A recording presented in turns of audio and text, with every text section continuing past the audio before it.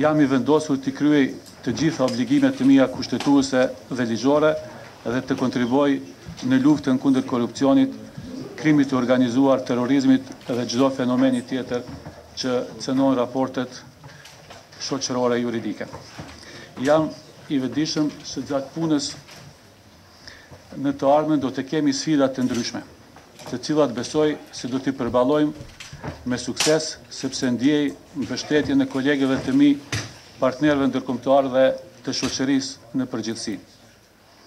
Nga dita e parë do të filloj punën së bashku me ju për të ndërtuar edhe ndryshuar imazhin e sistemit prokurorial.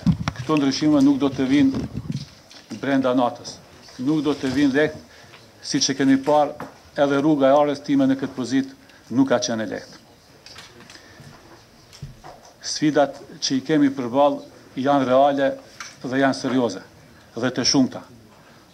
Ato nuk do të kapërcehen me lehtësi as për një kohë të shkurtër, por duhet një kohë relativisht e gjatë. Duhet ta dini që gjatë mandatit tim do të jetë ligji dhe jo mungesa e tij rruga për të udhëhequr këtë institucion të rëndësishëm kushtetues.